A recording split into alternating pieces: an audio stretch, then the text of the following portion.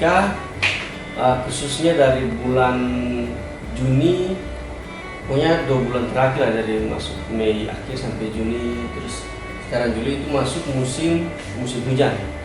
Ya, jadi kondisi di Mimika sendiri sekarang masuk musim hujan. Jadi dia masuk dalam ini khususnya kalau hujan di Indonesia sekarang ini dari musim monsun timur ya. Jadi bukan cuma di Timika tapi di Ambon juga. Nah, jadi kalau bicara kondisi cuaca di Mimika, dia sebenarnya lebih cenderung ke kondisi lokal ya. Jadi teritorial Timika ini atau Mimika ini yang sebelah selatannya laut, sebelah utaranya gunung. Jadi itu yang lebih cenderung mempengaruhi kondisi cuaca di Mimika sini. Nah, kalau kita bicara monsun timur ini, nanti puncak hujan masuk di Juli ini, Juli pertengahan masuk musim puncak hujan. Nanti pas masuk Agustus awal sampai pertengahan itu mulai mereda. Ya, jadi mulai mereda, istilahnya keluruhannya lah sudah selesai, hampir selesai masuk musim hujannya. Untuk gelombang laut sendiri? Kalau gelombang laut sendiri tentunya cukup signifikan ya, signifikan untuk kayak kapal-kapal kecil atau nelayan-nelayan yang pakai perahu kecil itu cukup signifikan. Gelombangnya sampai berapa meter?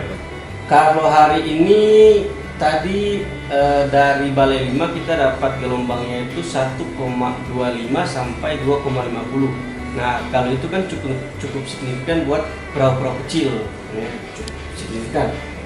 Nah, sedangkan kalau misalnya dari hari-hari kemarin juga kondisi gelombang di laut perairan Mimika sendiri cukup signifikan. Itu dari Balai 5 kita dapatnya. Nah, ini dia tadi. Ini gelombangnya kan kita masuk Agats sama Pare, pokoknya apa ya? Iya. Agats sama Pare ini. Jadi tinggi gelombangnya 1,25 sampai 2,50 meter. Ya. Meter. Meter. Iya, meter. 1,25 meter sampai 2,50 meter. Apa namanya, terbentuknya gelombang itu faktor utamanya angin. Ya, jadi kalau anginnya kencang, misalnya di sini kan 10 sampai 20 knot, jadi sangat kencang, signifikan sekali. Dia tentunya akan membuat permukaan laut itu kan agak tidak tenang ya. Jadi gelombang semakin tinggi kalau kecepatan angin itu semakin besar. Berarti BMKG sudah mengeluarkan himbauan kepada para nelayan, maksudnya kepada pengguna laut terutama. Ya. Okay. Kalau untuk BMKG pusat tentunya kalau di websitenya atau di kayak ininya seperti ini. Waspada potensi tinggi gelombang mencapai 1,25 sampai 2,50 meter di perairan Java, Kalimantan Samudra Pasifik dan lain-lain. Terus untuk kalau masyarakatnya pasti dihimbau untuk kayak ini, kapal ini ada kriterianya. Jadi 1,25 meter itu untuk kapal nelayan, kapal apa namanya, kapal tongkang juga masuk nih. Iya. Kapal tongkang 1,5 meter itu di atas 1,5 meter itu signifikan. 2,5 juga untuk kapal feri. Terus dilihat dari kecepatan anginnya juga mencapai 20 knot. Jadi kapal nelayan, kapal tongkang, dan kapal feri karena tinggi gelombang mencapai 2,50 meter. Ini berakhirnya sampai kapan? Kalau berakhirnya tergantung kondisi cuaca, ya. Jadi gelombang itu kan dia tadi saya bilang terpengaruh. Iya. Jadi kalau misalnya kita lihat kondisi cuaca di Timika 1 minggu ke depan masih istilahnya masih kondisi buruk, ya. nah, pasti gelombangnya juga akan signifikan terus. BMKG Timika sangat cuaca buruk tombol.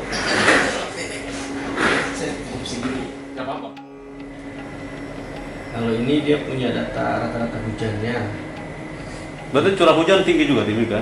tinggi setiap bulan, rata-ratanya itu Untuk bulan ini, hanya untuk 2 bulan ini, 2 bulan terakhir. Kalau bulan Juli ini kita belum kondisi cuaca itu curah hujan masih sangat tinggi ya, curah hujan sangat tinggi. Di bulan lalu pun mencapai 500 mm dalam sebulan kemarin. Itu curah hujannya? Ya. Bulan kemarin itu? Bulan kemarin. Curah hujannya cukup tinggi. Ya. Kemarin 316. Silakan aja. Ya, nah kita belum dapat yang bulan Juli sekarang. Kalau bulan Juli tahun lalu 681,2. Kalau Om lihat Kan kita biasanya lihat di sini. Ini namanya apa namanya? Awareness digitasi. Nah, jadi kalau kita mau lihat di sini kan ada parameter cuacanya, angin, tekanan, terus di sini ada suhu, temperatur, terus kayak gini ini ada untuk penguapan. Jadi evaporasi, penguapan di sebelah sini. Nah, terus ini angin, suhu, tekanan. Kalau perawanan sendiri kan kita bisa visual langsung. Bisa lihat juga di alat itu. Nah ini per 2 menit, update-nya per 2 menit. Kalau yang di sana itu kan ada tulisan 2 menit win, 10 menit win. Nah, jadi kita pakai yang rata-rata 10 menit. Yang arahnya 108 derajat. Kecepatannya 8 knot. Nah, di sini juga ada suhu. Ada temperatur 27 derajat Celcius, temperaturnya, suhunya, dew point-nya atau apa namanya? Titik embunnya 24 derajat Celcius. Sedangkan kalau RH-nya atau humidity-nya 85%. KNH sendiri itu untuk apa namanya, runway-nya. Kalau KNH untuk runway, sedangkan kalau KFF itu untuk permukaan laut. KFF biasanya kita pakai di situ. Di situ ada KFF karena untuk sinoptik. Kalau ini khusus untuk penerbangan, jadi kita pakai KNH, KFE itu permukaan stasiun, jadi di kantor sini.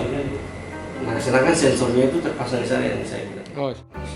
Update per setengah jam kalau untuk di penerbangan. Laut juga sama. Kalau di laut kita kalau ada kayak apa namanya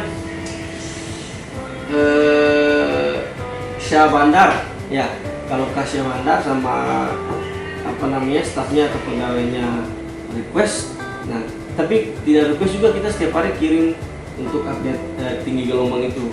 Kayak di sini ada kita punya pencarian Kota Timika dan sekitarnya. Terus kalau ini yang tadi sama kayak itu kita share juga tinggi gelombang. Sudah himbauan ya. Iya. Sudah himbauan. Jadi kita